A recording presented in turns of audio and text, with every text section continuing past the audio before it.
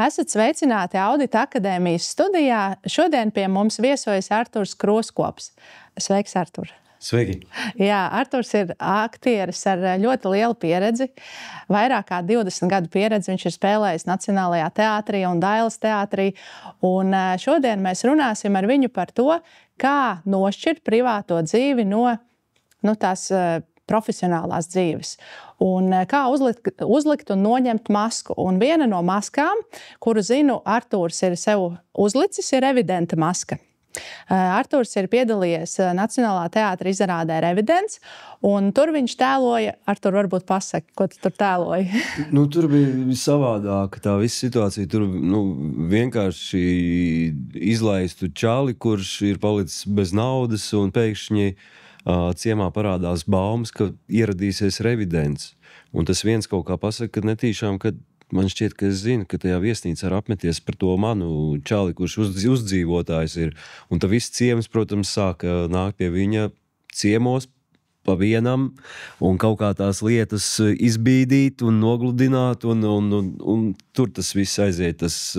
Un ka viņš pats beigās saprot, ka visi viņu pielūdz un visi kaut ko viņam dod naudu, tik cik viņš paprasa, un kas notiek, un viņš beigās, protams, dabū laisties no tā ciema prom, kad viņš jūt, ka tūlīt uzzinās, ka nav īstais, ka viņš nav īstais Revidents. Jā, un kā tu jūties šajā Revidenta lomā, kad domāji, ka tu esi Revidents?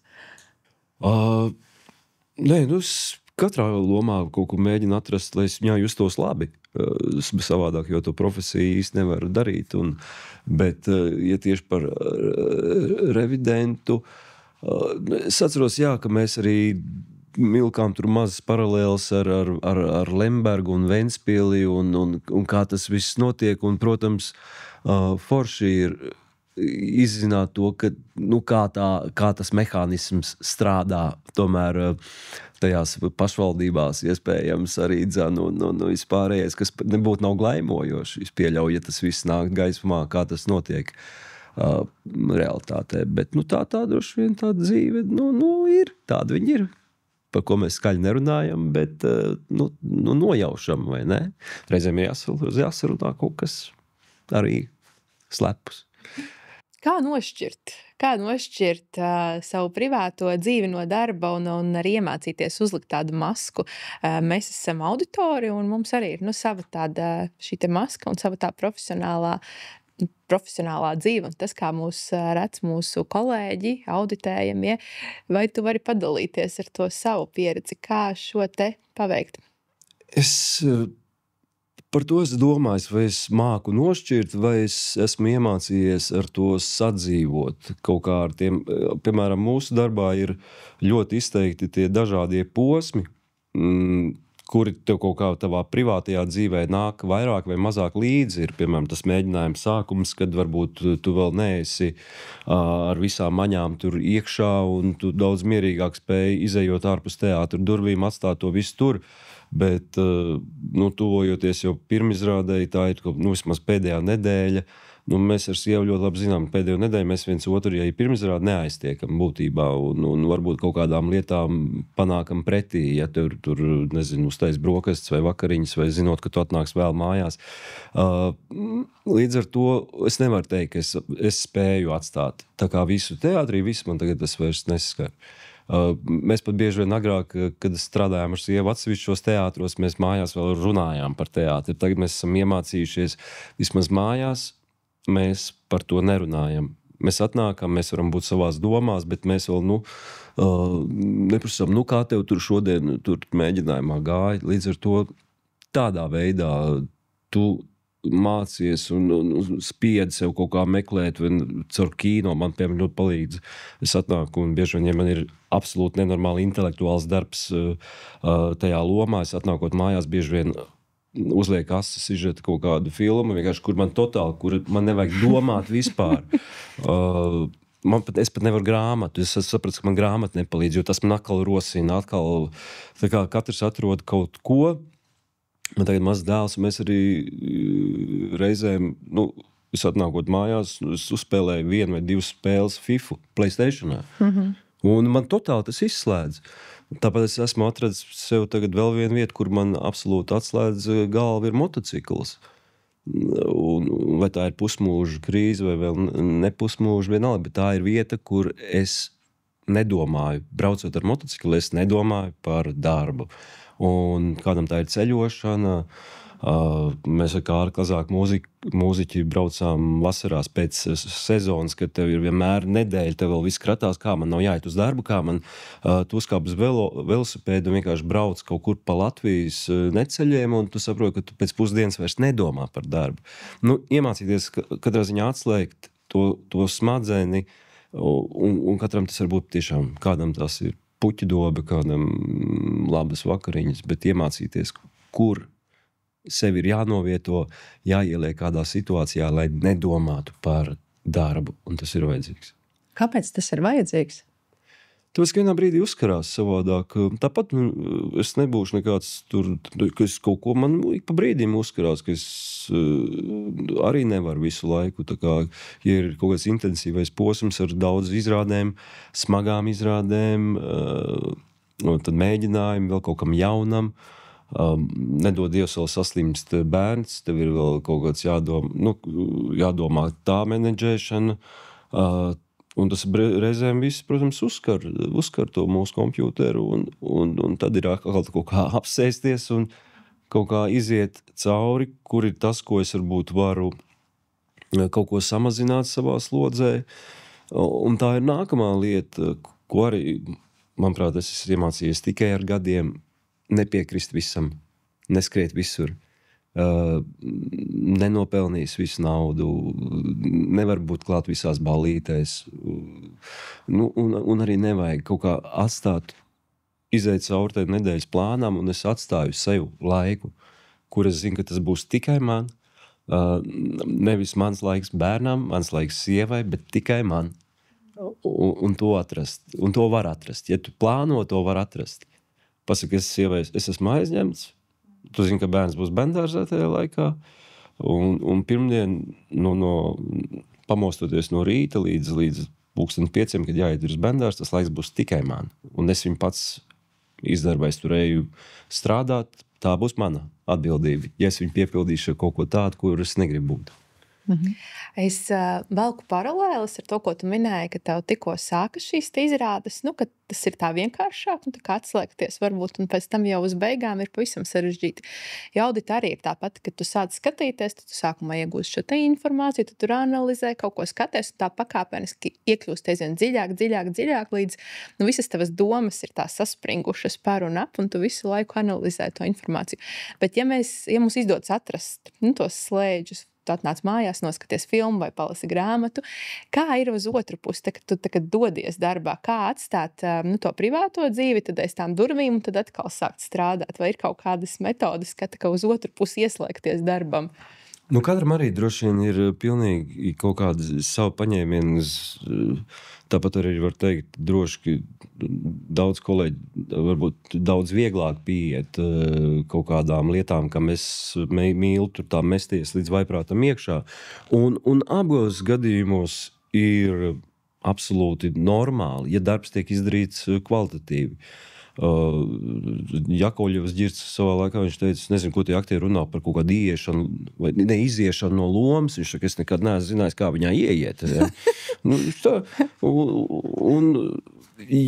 Bet man piemēram ir tas, man nekad nepatīk pēdējā mirklī ierasties uz darbu. Es pat no rīta, man sākas 10 mēģinājums, es ļoti bieži esmu jau 9 teātrī, es dzeru kafiju, ieeju Facebookā, teātrī, nezinu kaut kādas, bet es esmu vienalga jau tur. Es neieskriem pēdējā brīdī. Reizēm gadās, bet man nepatīk. Tas tāpat uz izrādēm es esmu ļoti laicīgi. Jau 3 stundas pirms tam jau es varbūt kaut kādā izrādē uzvelku jau kostīmu, viņā staigāju.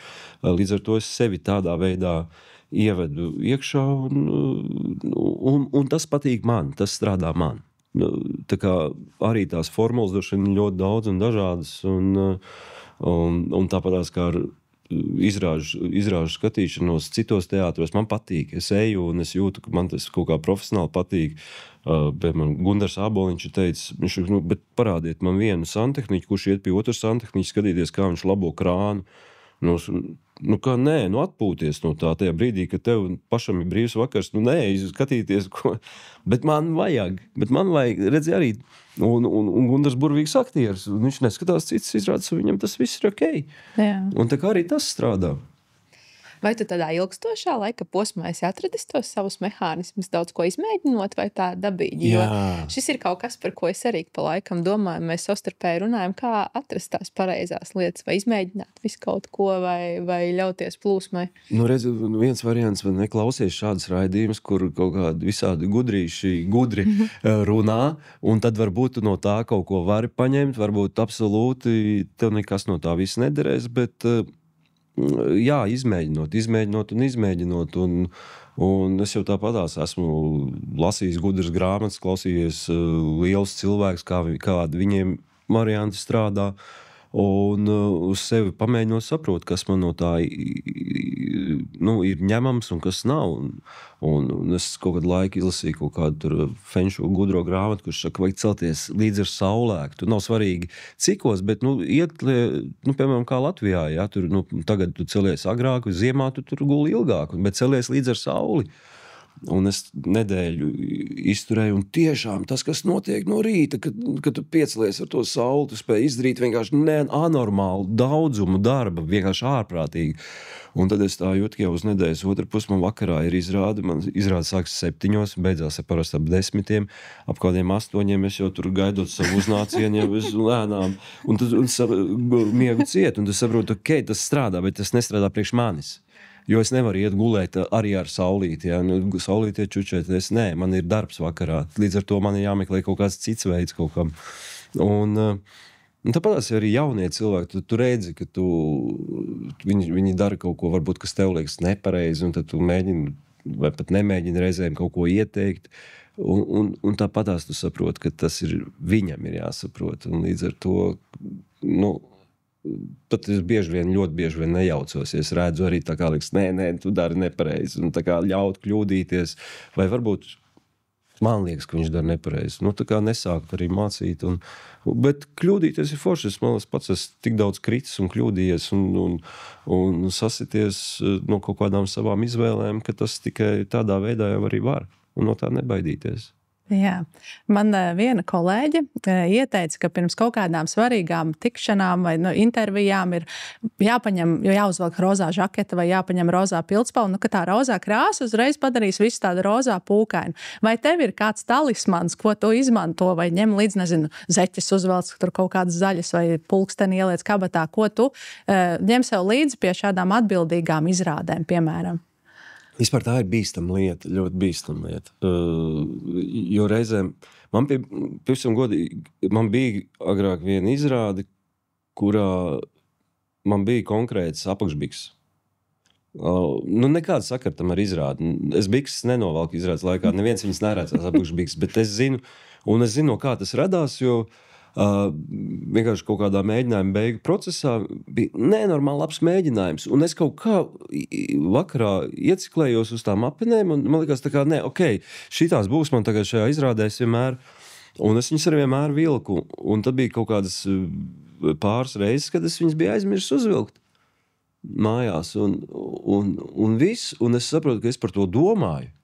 Es domāju, būs slikti, un man pilnīgi sākas tā kā mazliet tāda panika, tā kā jāskrien uz māju pakaļ vai ko darīt, un man tā pirmā reize vēl bija tā, arī, kur tā izrāda, ka varbūt man tā tikai likas, ka arī nebija tik laba, un tu liekas, tas ir, līdz ar to, ja tu pieķeries tam lietām, nezinu, ja tev kaut kas tas nomierina, man drīzāk ir kaut kādi mani rituāli pirms izrādēm tieši, kurus es izdaru, kaut kādus savus rituālus, kas man iedod kaut kādu mieru, fokusu uz to, ko es šovakar darīšu.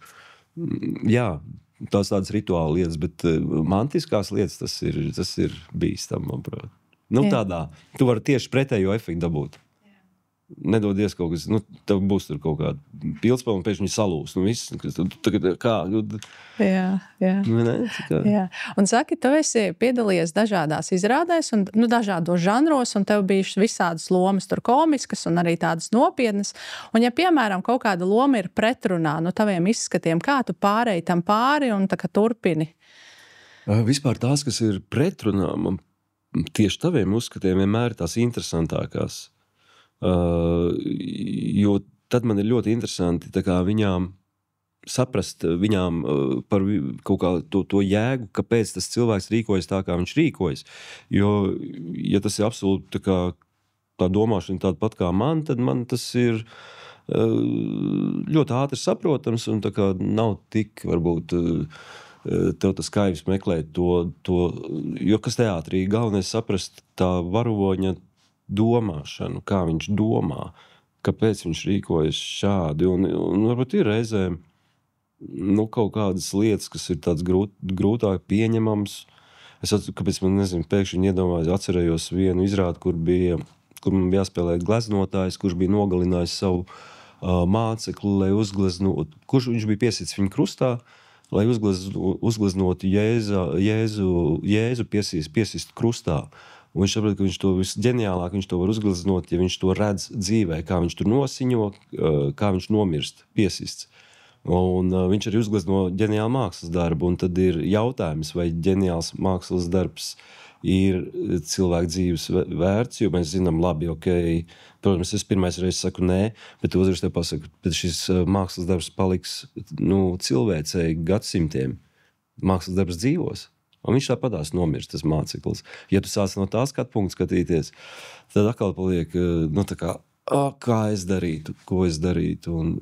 Un mēs jau zinām, ka rietumu kultūrā ir bijuši ļoti daudz nežēlīgi mākslinieki, kas vienkārši ļoti varbūt pret saviem mācekļiem, modelēm.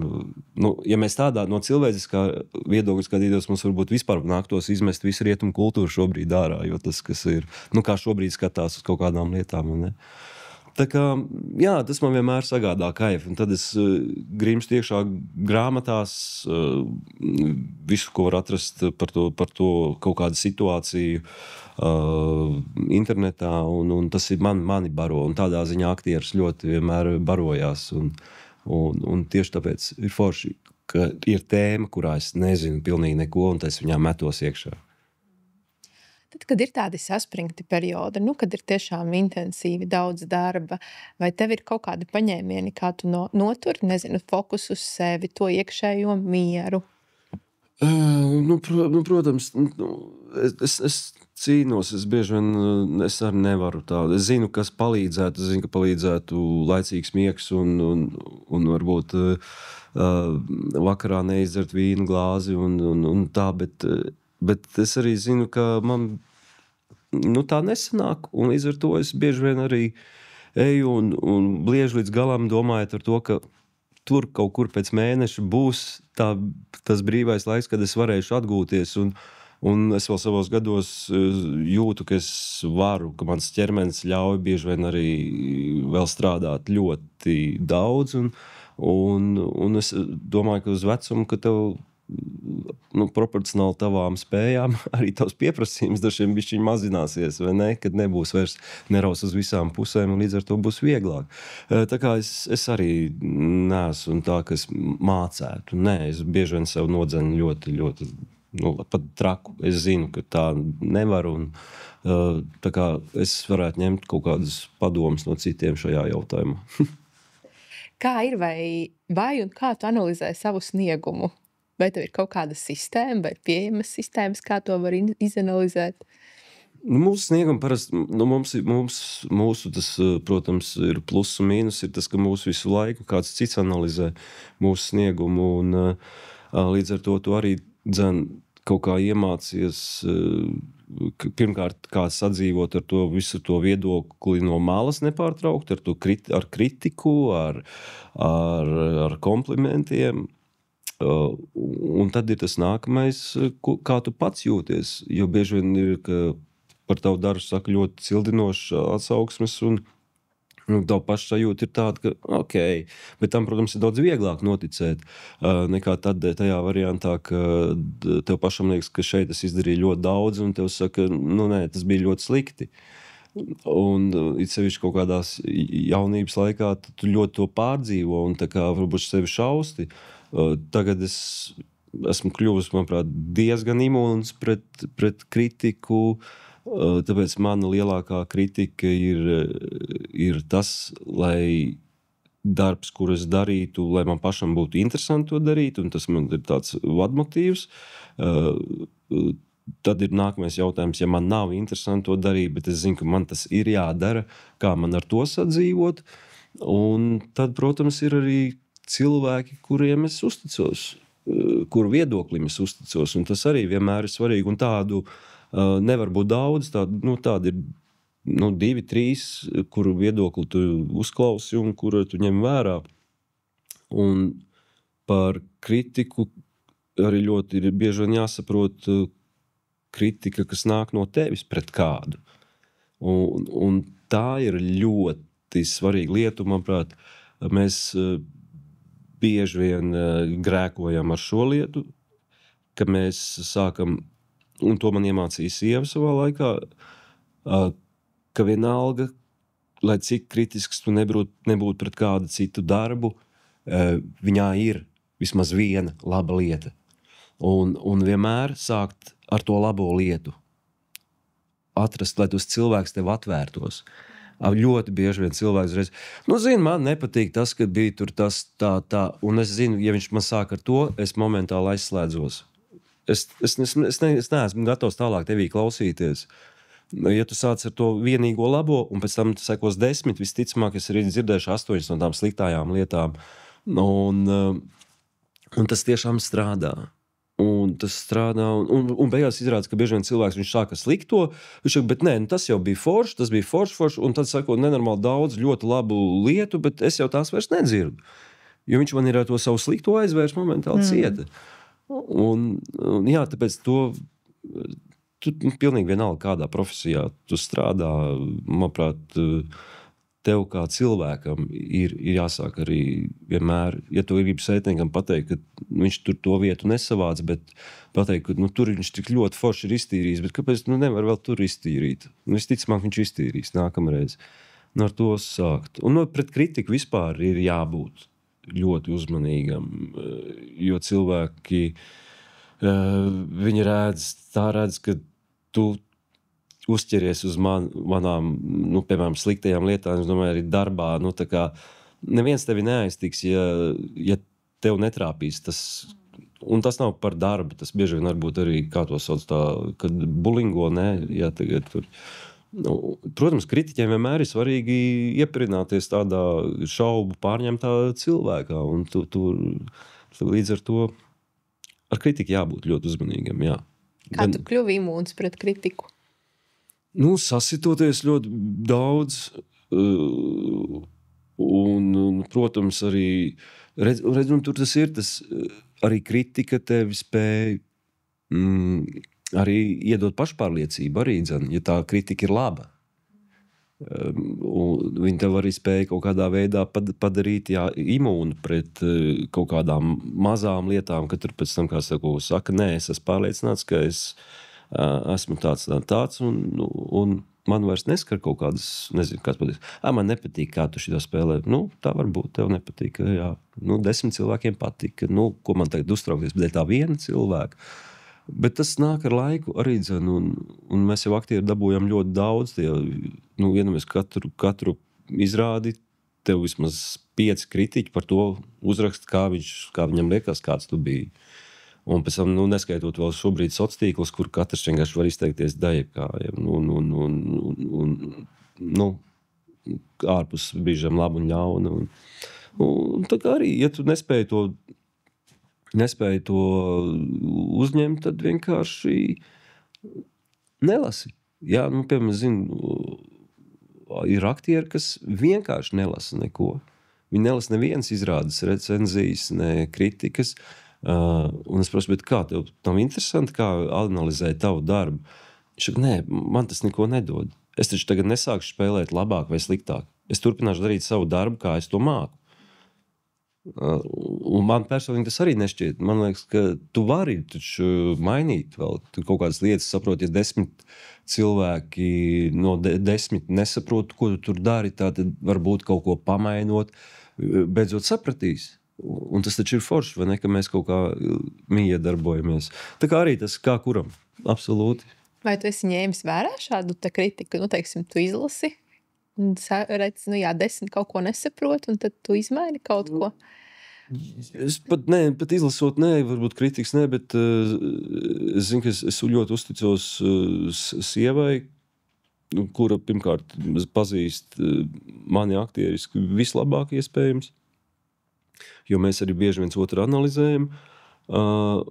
Un es diezgan regulāri, viņi saka, klausies, bet šitajā vietā tu dari tāpatās kā tur tajā lomā. Varbūt tu pamēģini tā, un no malas, piemēram, mūsu darbā ļoti bieži tu vari labāk pamanīt kaut kādas lietas, kuras tu nevari pamanīt iekšpusē. Un tā kā viņa man ir šāds uzticamības avots, kam es arī ticu, ka mums ir tas kopīgs skatījums uz šo te mākslas pasauli, kopīgs redzējums,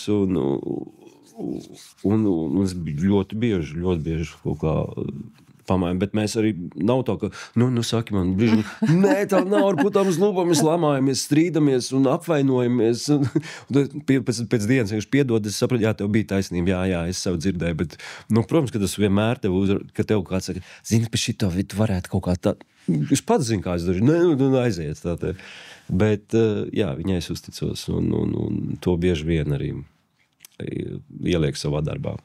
Viņas padoms. Es lasīju, ka tu esi saņēmis ļoti daudz dažādas balvas.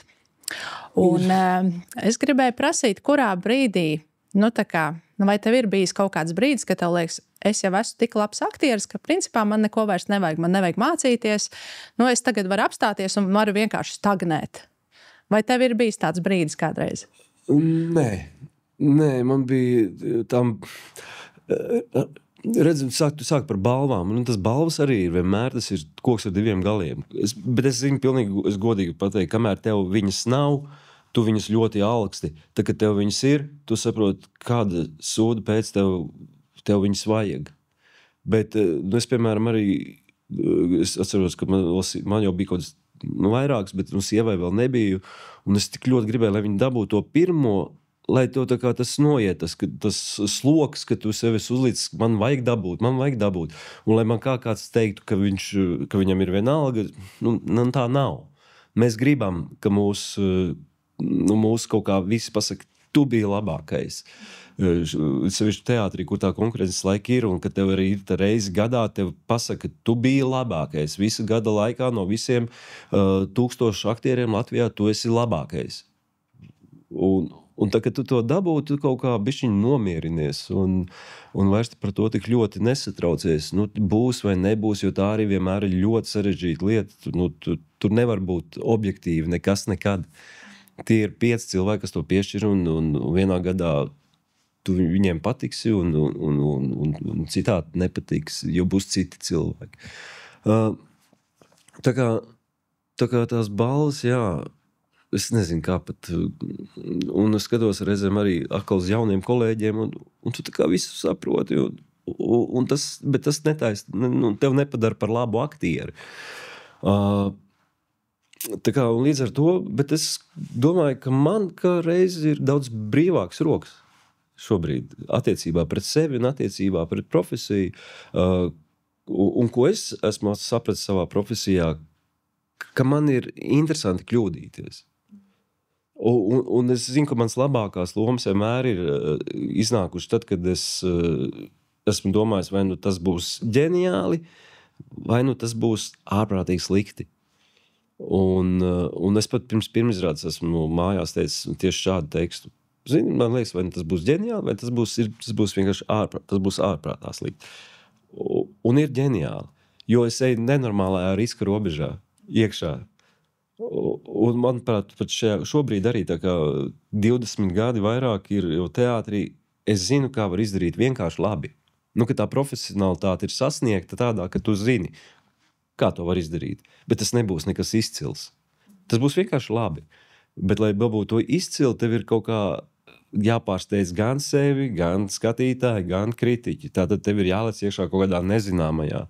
Un es apzinos, ka tur var sasisties un nekas nesanāk. Bet tā ir ļoti apzināta lieta. Tas vairs nav neapzināti, tas ir apzināti. Es eju. Jā, varbūt vari pastāstīt kādu piemēru par to neapzināto, to riska robežu, varbūt kaut kas ir bijis un kas ir tiešām izšāvis. Tāda viena, kas man uzreiz bija, Elmārs Saņkovs taisīja izrādi Trīne, un man tur bija jāspēlē tas lauku čalis, un es pilnīgi tādā aizgāju, tā kā ļoti lielā formā, kā viņš kustās, kā viņš runā, liekas tā kā vai tas būs absolūts ķēms vai karikatūra, vai tur viss saslēgsies un notiks, un kad to ķēmu dabūt, izlaist vēl caur to, pielikt viņam to sirdi klāt, un tas, kad skaties, ka atnāks cilvēki atnāk uz zālē, sēž, smējās, raud, un tur viss saslēdzās, un tu saprot, yes, bet tā sajūta pirms tam absolūti liekas, ka tas var būt arī pilnīgi otrādi. Teātrī, protams, specifiski varianti, es pat nezinu, kā dzīvē pieļauju, ka arī tieši tas pats ir. Mēs tā kā varam iet pa ierasto sliedi un viss būtu labi, un reizēm varbūt izdarīt šajā reizē mazliet vairāk un savādāk. Varbūt sanāks labāk. Bet arī, protams, arī izdarot to, riskējot, es vienmēr apzinos, nekas traks arī nenotiks, ja es viena izrāda man nesanāks tā līdz galam. Saprot, būs, tā negribās nekad. Un teātrim ar to negribās, jo negribās, ka cilvēki uz viņu nenāk, un tā tomēr jāpuš arī nauda liela. Bet ja tu gribi to kaut kādu to zvaigžņu stundu, ir reizēm varbūt jānoriskē. Tā kā tā. Artur, paldies par šodienas sarunu. Bija tiešām ļoti interesanti, un man aizķērās tā doma, ka tev patīk kļūdīties. Man liekas, tas ir kaut kas, kas visiem mums, un laikam auditoriem īpaši patīk, vai nekļūdīties, bet arī tas ir kaut kas dzīvē ir jāpieņem. Nebaidīties, manuprāt, es jau nezinu, kā no auditoriem, protams, tās kļūdas varētu ļoti dārgi izmaksāt, bet arī auditors ir cilvēks. Un cilvēks jau mēs esam arī mājās un ar čaļiem aizejot, varbūt, nezinu, zvejot. Un ir ļoti daudz lietas manas dzīvē, kur ja mēs būsim labi cilvēki, mēs būsim ir labi auditoru aktieri un advokāti. Tā kā nav par to runa. Es par to kļūdīšanos arī kaut kādās trakās lietās. Man patīk, piemēram, arī dzīvē, ka tur, man ir bail varbūt no šitās lietas, bet, ko es arī dēlam mācu, tā kā, ja tu nepamēģināsi, tu tā kā nezināsi, varbūt būs tieši pretējais efekts, iekāpjot tajā karuselī un saprot, wow, karusels ir tas lielākais, kas man ir pietrūcis. Man bija šādi motocikli, starp citu. Es sagribēju motocikli, man, protams, viss tas, un mēs ar Kasparu Breidaku, manu draugu, aizbraucām uz Ērgļiem, viņš man aizved pirmajā braucienā, pie Māra Oltas uz dzelzceļa staciju, un mēs tā kā nokāpjam no tiem motocikliem nost, viņš saka, kādas tos pirmās sajūtas? Pirmais brauciens pēc motocikla tas bija. Es teicu, tas ir interesanti, kā cilvēks var sagribēt motociklu, nezinot šīs sajūtas, kādas būs. Jo es braucu pa to ielu pirmajā savā braucienā, un es vienkārši kliedzu no laimes tajā ķiverē iekšā. Un tas ir, kā tu vari zināt. Jo tu nevari pirms tam braukt, tev nav tiesība. Tev jānoliek ir tiesības, lai tu varētu beidzot tikt viens uz šosejas, uz burvīgu Ērgļu ceļu, un tu saproti, tas ir kaut kas anormāli, kaut kādas sajūtas, kuras, es nezinu, tev sniedz pirmā iemīlēšanās, kaut kādas tādas, kaut kas absolūti burvīgs. Un ja es nebūtu to pamēģinājis, nebūtu noriskējis, es likšu tās tiesības uz močas, nekad to neuzzinātu, ka tas spēja uz mani tā nostrādāt. Tā kā, tā baidīšanās